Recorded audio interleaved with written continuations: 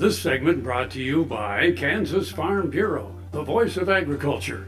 To join today or more information, go to kfb.org or find us on Facebook and Twitter. Lecompton was voted a best small town in Kansas by the readers of Kansas Magazine.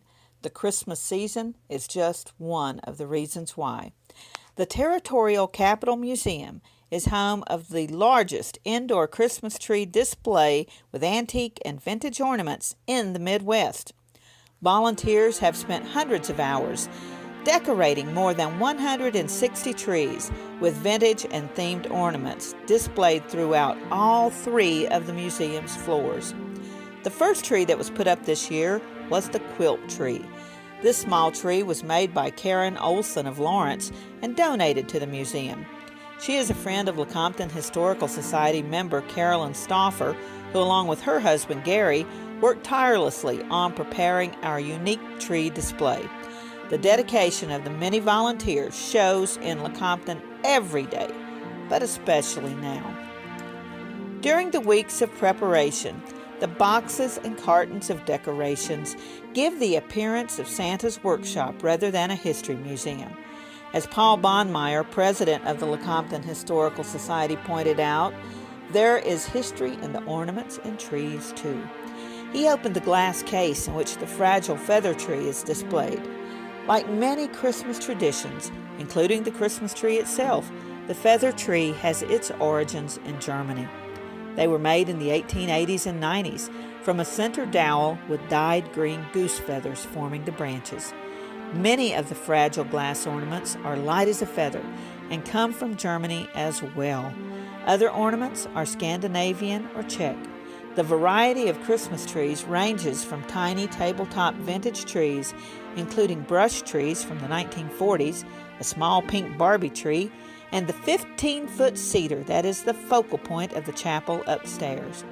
Volunteers estimate there are at least 5,000 ornaments used to decorate the trees, but add that the number increases because donations continue to come to the museum.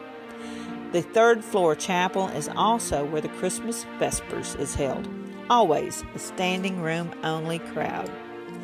The exhibit has become a regular part of many folks' holiday traditions, and the Lecompton Historical Society anticipates large crowds for this one.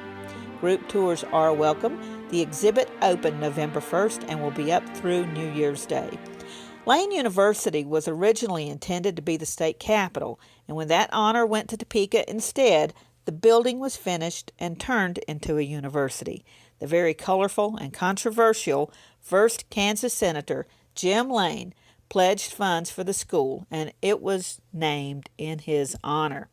It is now home of the Territorial Capital Museum and the Lecompton Historical Society, and along with Constitution Hall State Historic Site and the Democratic headquarters, is crucial in the telling of the story of the Kansas Territory. The building is handicapped accessible, and please feel free to call the museum staff for particulars. Gift shops are in both of the museums in Lecompton. They carry all kinds of great books, souvenirs, and gifts. Located on the bluffs of the Kaw, Lecompton offers gorgeous views of the river. There are restaurants for lunch and shops in which to browse and buy. Merry Christmas from historic Lecompton. Well, here we are in November. I'm Frank, she's Deb, and we'll see you somewhere around Jan. Closed captioning brought to you by Ag Promo Source. Together we grow. Learn more at agpromosource.com. We're the best part of Dorothy Stream. We're the best part of Dorothy Stream.